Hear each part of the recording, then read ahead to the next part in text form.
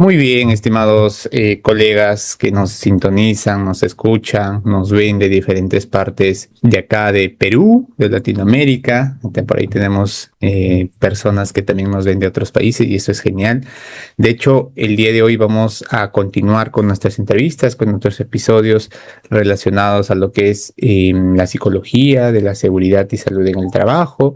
El día de hoy nos acompaña una especialista en el tema. Tenemos a nuestra doctora, la psicóloga Cintia Calle, que justamente nos va a traer un tema muy interesante que enmarca, ¿no? Que enmarca, creo que es el primer tema que vamos a tocar en este conversatorio, en estas entrevistas, acerca de la psicología de las emergencias y gestión de riesgos psicosociales.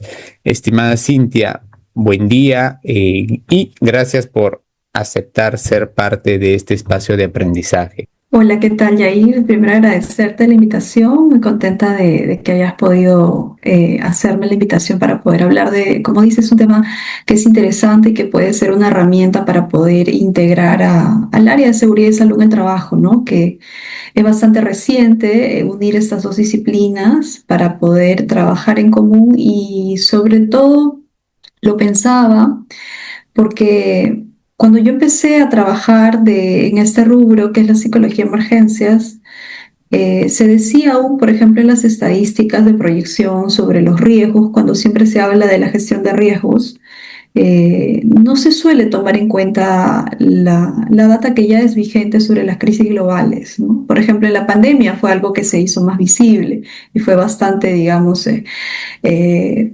visible para todos, cuál podía ser el impacto global de una, digamos, consecuencia bastante masiva, ¿no? Porque, por ejemplo, cuando yo venía trabajando, recuerdo en el área ocupacional, en pandemia no teníamos herramientas clínicas.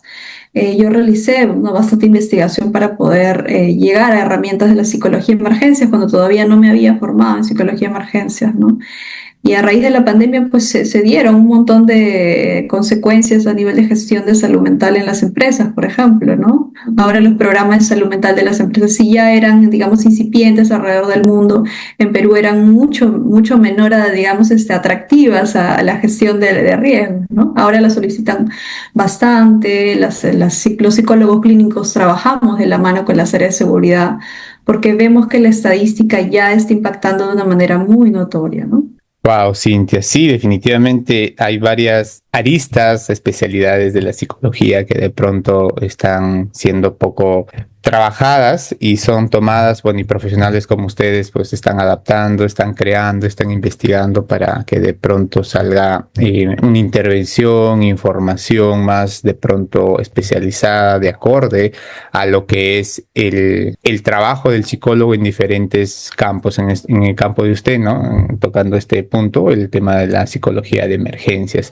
Y por ahí esto, estimada Cintia, tal vez nos da un alcance, porque nos ha dado una introducción muy genial en relación a este tema, ¿no? Cómo la psicología de emergencias y los riesgos psicosociales en contextos globales, ¿no? En este sistema o en estos procesos de incremento de crisis, básicamente, cómo es que se relacionan, cómo es que influye uno en lo otro, cómo es que se trabaja en conjunto. Claro, Yair, sucede mucho porque, te lo decía hace un momento, ya actualmente la casuística que se ve en la gestión de riesgos de salud, en salud mental específicamente. Antes, por ejemplo, cuando se intervenía casos de crisis aguda de depresión, por ejemplo, un riesgo suicida, un intento de autolesión de un trabajador en una empresa o un ataque de pánico, eran casos muy aislados que se presentaban rara vez dentro del trabajo. Podía darse, por ejemplo, en la historia de vida del trabajador, se gestionaba con la asistente social, pero no eran, digamos, casos frecuentes.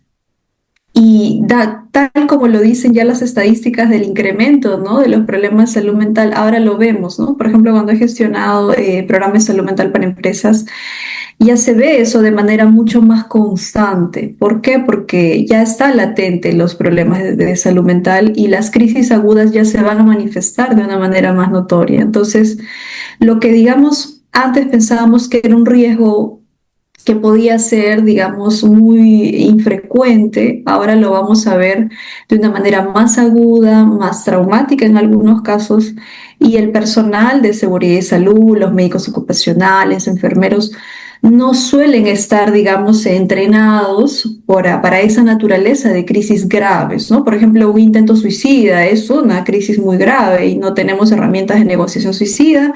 En un ataque de pánico no sabemos qué hacer, qué decirle a la persona. Entonces, ahí es donde la psicología de emergencias, que está enfocada en justamente toda situación de crisis que puede experimentar la persona, nos permite integrar en la parte preventiva, porque todo personal de seguridad y salud deberíamos estar capacitados, porque muchas veces, siempre lo digo en mis charlas, los médicos, los psicólogos, los especialistas no estamos a las primeras horas de la crisis. Los que están son los jefes, los líderes, los personal de seguridad y quizá de repente la enfermera y médico ocupacional horas después, ¿no?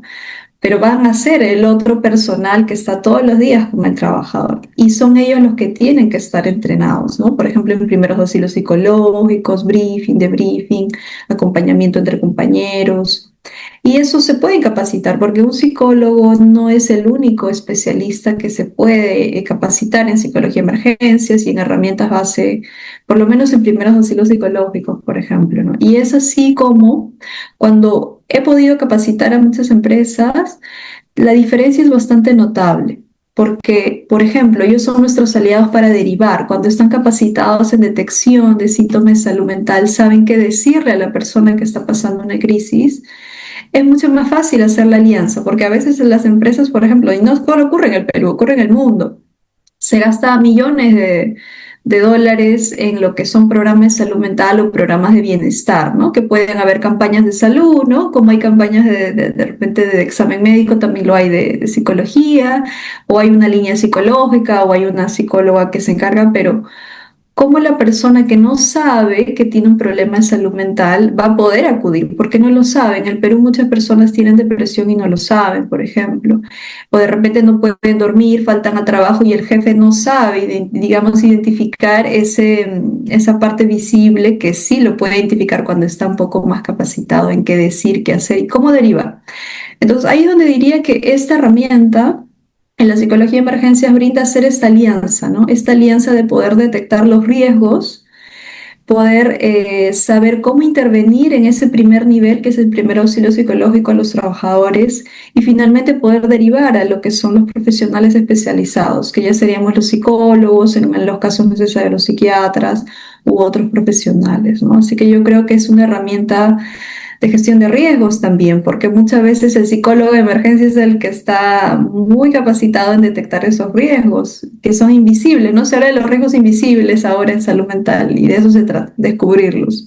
Sí, Cintia, mucho me ha hecho resonar las palabras que me has comentado y justamente esto me lleva, ¿no? Al año pasado que en Chile, me parece, en un campamento minero una persona se suicidó, ¿no? Entonces, por algunas tendencias de pronto, como lo que tú mencionas, ¿no? Hay problemas, hay situaciones que aparecen de manera silenciosa y esto repercute tal vez en el trabajo, en la conducta y finalmente llega a pasar lo que nunca esperemos que suceda, ¿no? Un tema de un cuadro de ansiedad y producto de este cuadro de ansiedad ver conductas de pronto no autolesivas o de suicidio. Y es algo muy interesante, ¿no, Cintia? Me agrada bastante lo que me has comentado o lo que nos has comentado en esta parte, en esta narrativa, cuando nos mencionas que nosotros a veces no estamos en la primera línea. Los que sí están es básicamente, digamos, el compañero de guardia, el compañero de cuarto, el supervisor y profesionales que de pronto desconocen, porque sí también creo que ahí los compañeros nos pueden dar un feedback. Uno cuando va al trabajo, ¿no? Independientemente del rubro que esté, tenemos tal vez una poca educación, digamos, psicológica, emocional, en donde si el compañero te menciona algo, oye, estoy mal, estoy triste, o en sus palabras algunos ha pasado, oye, estoy depre, ¿no? Haciendo alusión que hay un momento que de pronto no están manejándolo, gestionándolo oportunamente, eh, minimizan, ¿no? Minimizan el sentir, la acción, y el compañero pues tiende a ya ocultar cierto grado de información. Entonces, a mí me parece muy bien lo que Cintia nos plantea, estos 3 puntos, ¿no? El entrenamiento a todo el personal en lo que es primeros auxilios, el briefing y el tema de la derivación oportuna. A mí me parece muy excelente. Gracias, Cintia, por compartirnos eso. Y entrando a este punto, Cintia, de hecho hay algo muy interesante acerca, ¿no? ¿Cómo es que de pronto desde tu experiencia nos das por ahí algunos alcances, ¿no? ¿Cómo es, digamos, tu intervención tuya en crisis, ya sea pues de manera global, colectiva, así también como de manera personal? ¿Cómo lo trabajas a nivel de proceso? ¿Cuál es tu ruta, tu forma de hacer estas intervenciones? Bien, sí, ahí voy a dar varios ejemplos porque me gusta trabajar bastante con ejemplos acá, porque siempre la naturaleza de una crisis o una emergencia es muy individual y distinta entre cada caso, ¿no? Algo que se habla mucho en las emergencias es que tú puedes tener un protocolo, hay protocolo a seguir, pero siempre cuando tú llegas al lugar de los hechos y a intervenir una emergencia, siempre va a ser totalmente inesperado. Nosotros no intervenimos siempre, por ejemplo, en psicología de emergencias en una oficina, como lo hacemos en psicología clínica o en psicoterapia. No siempre vas a seguir todos los pasos que puedas recomendar, a veces tienes que cambiar, siempre teniendo tus herramientas a la mano, por supuesto, pero en eso es muy dinámico y en eso los psicólogos siempre tenemos que tener muchas herramientas de bastante apertura. Una de ellas, el primer paso que se llama la fase de 72 horas, cuando hay una emergencia. En el caso de empresas, por ejemplo, pueden haber sobre todo lo que son los accidentes laborales mortales sobre todo, que son los que impactan un mayor impacto traumatogénico. Y digo traumatogénico porque no necesariamente todas las personas se impactan con un trauma, porque va a depender de la vulnerabilidad individual de cada persona, de la vulnerabilidad colectiva de la empresa también, ¿no? Cuán capacitadas o cuánta cultura de salud mental hay en una organización, eso también es su vulnerabilidad colectiva propia.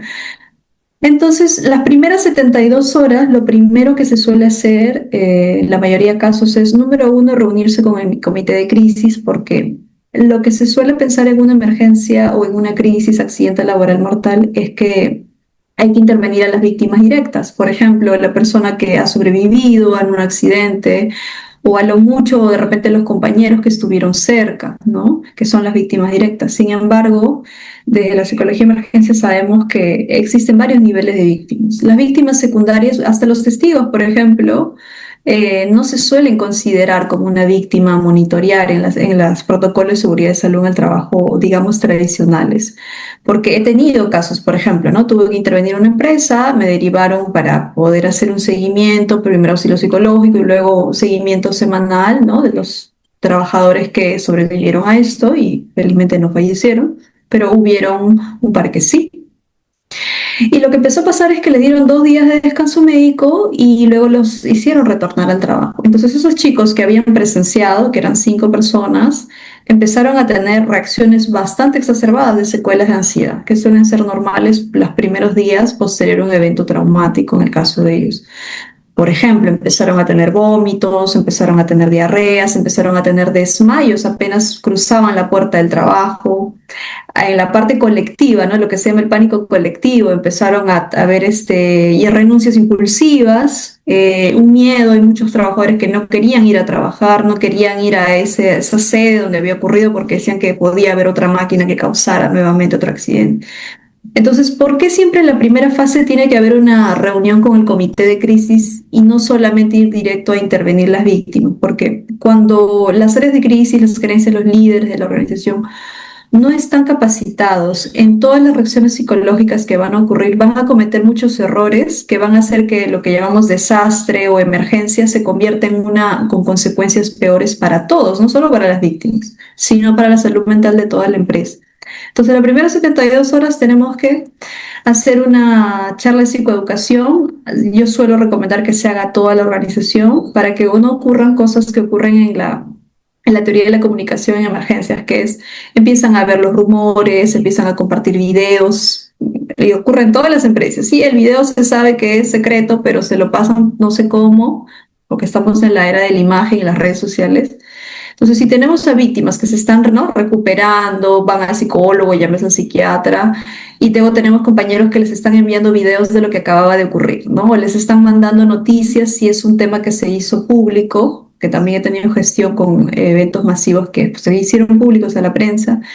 Entonces, tú avanzas 2 pasos y retrocedes 3, ¿no? Porque eso es retraumatizante para las víctimas, tener que volver a ver imágenes, que les vuelvan a preguntar. Entonces, siempre el primer paso tiene que ser que se psicoeduque a la empresa, a toda la organización, se hacen charlas sobre qué es lo que ocurre posterior a una emergencia, cuáles son las reacciones normales, qué es lo que no debemos hacer para ayudar a que los compañeros se rehabiliten, no estar preguntando todo el tiempo porque ellos están en un proceso de recuperación, ¿no? Entonces, cuando la comunidad se capacita, entiende que es parte de un proceso no ser invasivo con mandar videos, con estar preguntando, entonces ayudan al proceso de recuperación.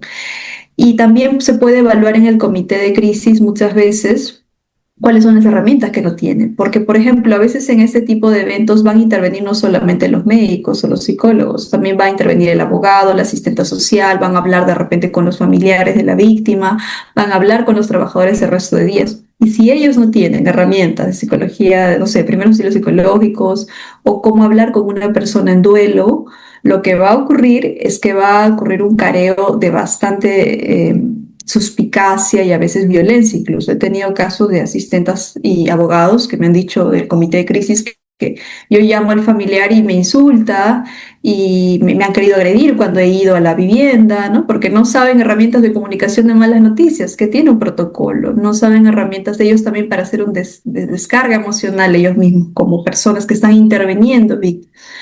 Entonces tú tienes las primeras 72 horas que dar tu taller de psicoeducación a la empresa. Tienes que psicoeducar por si va a ser una gestión de mucho tiempo, ¿no? El personal de seguridad y salud o abogados o los quienes vayan a intervenir.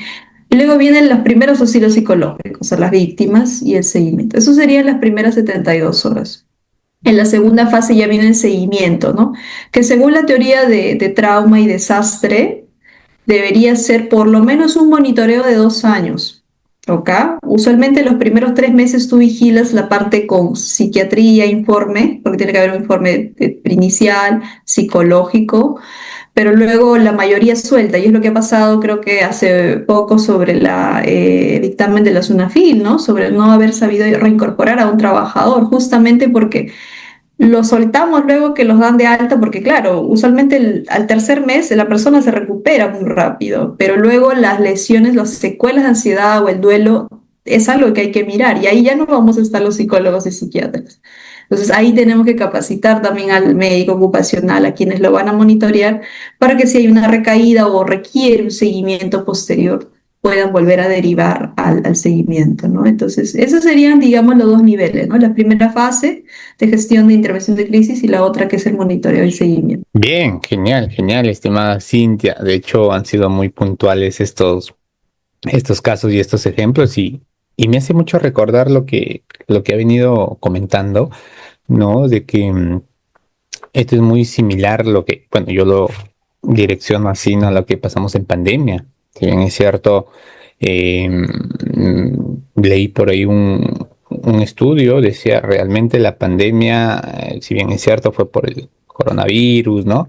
Por este agente biológico, digámoslo así, ¿no? Médico. Sin embargo, la parte fundamental es la pandemia de la salud mental que nos va a dejar cuando termine el coronavirus, esta pandemia.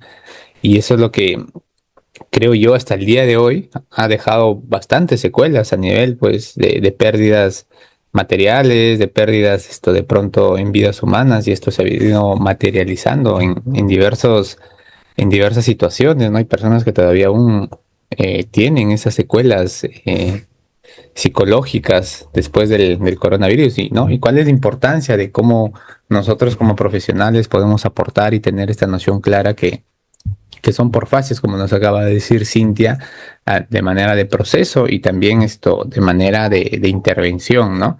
Cintia, de pronto hay algo muy interesante también. ¿Cómo es de pronto la reincorporación, el seguimiento, digamos, después de estos eventos? ¿Qué es lo que regularmente nos sugieres en esta situación? Gracias, Yair. Sí, de lo que tú me comentas, efectivamente yo diría que estamos viviendo después de la pandemia una mayor visibilidad, pero en realidad los riesgos siempre estuvieron ahí, ¿no? Pero la mayor visibilidad es que las crisis globales, estamos viviendo guerras, crisis económicas, crisis sociales de gran migración, ¿no? De muchos países, de un país a otro por las crisis que hay. Y eso no es algo lejano. Para nosotros antes una crisis era algo lejano porque ocurría en un solo lugar. Ahora, en un mundo globalizado y ocurriendo tantas crisis al mismo tiempo, es un mayor estrés, porque es el enfoque de la teoría del desastre. Nosotros no hablamos de un desastre natural, por ejemplo, o una amenaza biológica como en el caso de la pandemia, porque no tendría, por ejemplo, por qué haber tanta catástrofe o consecuencias si es que nosotros como sociedad estuviéramos preparados para ella, estuviéramos integrados, por ejemplo, ¿no? A los cambios climáticos y saber qué hacer. Lo que ocurre es que en el caso de, pensemos en el ejemplo que la pregunta que tú me haces, que es la reincorporación en el caso de los accidentes laborales, el impacto puede ser menor. Y lo hemos podido gestionar cuando se interviene desde este enfoque los accidentes laborales mortales. Pero ¿cuándo es que se convierte un impacto mayor, ¿no? Las renuncias impulsivas, la depresión, ¿cuándo es que se vuelve un caso más masivo? Y la pandemia lo visibilizó.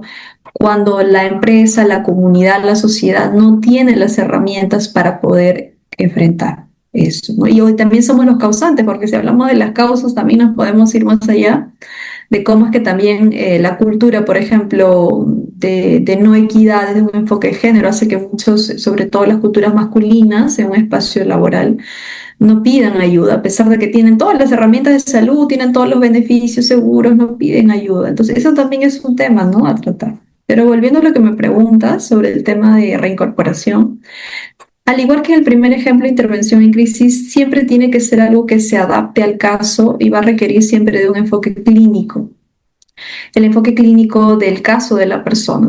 Pongo un ejemplo. Por ejemplo, hubo una oportunidad que tuve que acompañar el proceso de reincorporación de una trabajadora que había vivido violencia sexual. Y como naturalmente es un tema que es sensible y delicado, eso se maneja de manera confidencial, pero el impacto mayor para la trabajadora era no solamente rehabilitarse, es decir, ya ella estaba llevando un tratamiento psicoterapéutico con mi persona, había tenido muchos logros, había podido salir de casa, ya no se aislaba, podía enfrentar, porque cuando hay ese tipo de eventos, las secuelas de ansiedad hace que la persona se aísle, no quiera salir a la calle. Si tuvo un evento, por ejemplo, subir un vehículo le puede dar miedo, ir a lugares nuevos le puede dar miedo. Entonces se va progresando poco a poco. Ahora, uno de sus logros también es ayudarla a que se reincorpore a su trabajo, porque eso le permite recuperar su autoestima, no prolongar su descanso médico. Entonces, en el caso de ella específicamente, su mayor aversión, es decir, su mayor secuela de ansiedad que tenía miedo, que quería evitar como conducta de evitación, eran las figuras masculinas. Y en el caso de ella, su jefe es varón y casi todo su staff con el que ella trabaja eran muchos varones. Entonces, para ella, si bien ya en la parte psiquiátrica ella había sido de alta porque no necesitaba medicación, en la parte psicológica había tenido progresos, ¿cómo reincorporar a alguien que en su caso específico tiene ese tipo de aversión? Entonces, ahí somos los psicólogos clínicos que estamos llamados en estos casos a dar las recomendaciones de reincorporación. A veces pasa que el psicólogo clínico, si no tiene experiencia en la parte ocupacional, no sabe qué recomendar, por ejemplo, ¿no? Solo hacemos las recomendaciones en casa, los ejercicios en casa. Pero sí, por ejemplo, en este caso tuvimos que hacer un retorno progresivo. En la mayoría de eventos, sobre todo traumáticos, se recomienda. Algunos puede que esa progresión sea más rápida porque el impacto traumático no ha sido de mayor impacto traumático, ha sido bastante severo. Hay que reincorporar progresivamente a la persona porque la secuela de ansiedad todavía sigue activa, ¿no? Por ejemplo, el ejemplo que te ponía del accidente laboral con muerte en una empresa con una máquina, las personas que volvían al trabajo después de 2 días, algunos igual, a pesar de la reacción ansiosa, pudieron, aunque sea ir a continuar a hacer otras labores, no en el área afectada, pero pudieron, algunos no, ni siquiera pudieron entrar. Entonces el nivel de impacto va a variar, ¿no? El que está más impactado, por ejemplo, se puede dar otro tipo de tareas. En el caso de la trabajadora, primero le recomendamos hacer un teletrabajo y hacer solo algunas gestiones con su jefe y cualquier incomodidad se lo solicite a su jefatura, ¿no? Luego de ir trabajando de manera virtual, se le da la opción híbrida, ¿no? De ir un día a la semana para ver cómo se sentía, trabajar individual en su oficina y en algunos momentos solo asistir a las reuniones de manera virtual para ir monitoreando su retorno. Entonces, siempre la reincorporación tiene que ser negociada con el trabajador y también siguiendo las recomendaciones del psicólogo. Y a veces en mi caso también he tenido que capacitar a los líderes que van a reincorporar, al líder, al médico ocupacional, porque como te digo, si el líder o el médico ocupacional no está capacitado en el tema específico de este evento traumático, porque en cada persona es distinto, lo que va a pasar es que va a esperar que el trabajador diga, quiero esto, pero la persona no sabe. Estamos, como tú dices al inicio, ¿no? Estamos en una época donde no hay cultura en salud mental, no solamente en el Perú, en el mundo. Entonces tenemos que capacitar al psicólogo, al médico ocupacional, tenemos que negociar la reincorporación progresiva con el trabajador y pedir la recomendación clínica también del psicólogo. En otros casos, cuando ha sido masivo, por ejemplo, un evento bastante mediático, un accidente aeronáutico, y tomó mucho más tiempo reincorporar a un trabajador, a dos trabajadores, porque hay, por ejemplo, juicios, cuando hay investigaciones, ir a fiscalía, cuando hay investigación. Entonces, no va a ser tan inmediato. Hay que acompañar a estas personas, por ejemplo, a sus fechas de juicios y todo esto, porque también se impactan, porque van a revivir el evento traumático al tener que volver a ver audios, videos de esos. Entonces vamos a ver que la naturaleza de reincorporación siempre es casos a adaptar de acuerdo a la naturaleza del evento y también de acuerdo a las características del caso clínico de la persona. Eso te lo diría. Sí, genial, genial, Cintia. Es muy bien el ejemplo, tus experiencias que nos has comentado, de cómo ir integrándolo, ¿no? Teniendo en cuenta muchas cosas. Me agradó bastante cuando mencionas este término, que siempre lo vemos en el tema, ¿no? Cultura de seguridad, cultura de reportabilidad, pero poco se habla de la cultura de salud mental, pero esto influye. Me agradó el término que ha ido surgiendo en esta entrevista, ¿no? Cultura de salud mental. Ahí lo anoté para tenerlo como base, ¿no? Para ir difundiéndolo en las charlas y en todos los que podamos hacer. Me encantó, ¿no? Cómo se ha conformado cultura de salud mental. Bien, bueno, en relación a esta fase que ya estamos ingresando a la recta final de esta conversación, de esta entrevista, Cintia, cómo de pronto, si bien es cierto, hay un tema de reincorporación al personal, ¿no? Pero también hay algo que también nosotros podemos tener en cuenta en el tema de la prevención o en el bienestar, ya cuando estas personas se incluyen, ¿no? ¿Cómo es que de pronto podemos gestionar, podemos hacer en el caso de la recaída de las personas?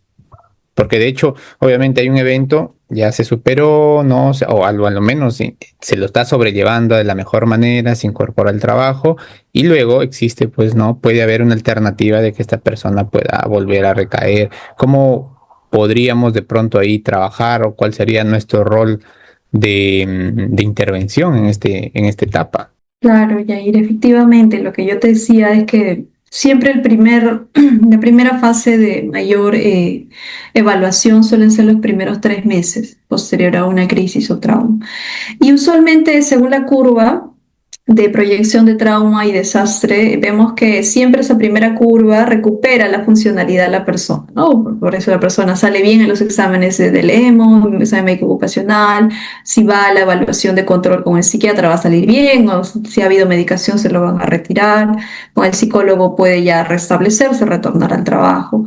Pero si nosotros como área de seguridad y salud en el trabajo estamos capacitados en este tipo de tema, vamos a saber que el monitoreo, por lo menos de atrás, es 2 años.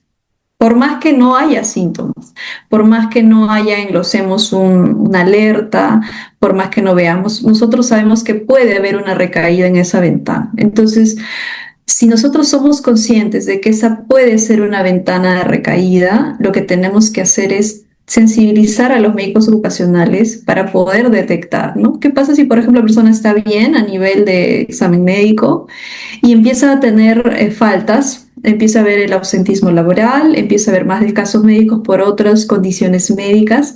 Entonces ahí, si yo estoy en mi ventana de 2 años, posterior a que ha ocurrido, yo sé que eso ya puede tener que ver con una recaída. Y tengo que ir más allá de, por ejemplo, preguntar qué pasó con su descanso médico. Ahí donde entra la herramienta de primer auxilio psicológico. Porque cuando la persona que va a evaluar eso muchas veces es la enfermera ocupacional o el médico ocupacional. Y si ellos no saben preguntar, porque usualmente lo que hacemos es hacer preguntas directas, ¿no? ¿Estás bien? Y la persona me va a decir que sí, porque hay deshabilidad social, la persona quiere trabajar. Pero nosotros no hacemos preguntas directas. Nosotros preguntamos, ¿estás durmiendo bien? ¿No? ¿Cómo está tu rutina? ¿Verdad? O somos lo observados y no, hemos notado que hay bastante ausentismo, quizá necesitas nuestra ayuda, sabes que siempre puedes contar con nosotros. Entonces, hay otras herramientas que no son preguntas directas, invasivas, que van a generar lo que se llama la seguridad psicológica, que el trabajador se dé cuenta que nosotros, llámese líder, jefe, área de seguridad, según el trabajo, somos la persona que los va a ayudar y así sea algo que le cause mucho miedo comunicarlo al trabajo, va a poder confiar en nosotros. Entonces, si yo no me he capacitado en seguridad psicológica, en primeros auxilios psicológicos, me voy a quedar con su primera respuesta, que me va a decir, estoy bien. Y yo, si yo sé, ¿no? Que estoy todavía en mi ventana de 2 años y que esto podría ser una recaída en salud mental, no voy a derivarlo finalmente, ¿no? Entonces, yo diría que lo que hay que hacer a nivel documentario, en la primera fase tiene que haber una evaluación psiquiátrica, porque es el documento que nos valida que hubo una evaluación.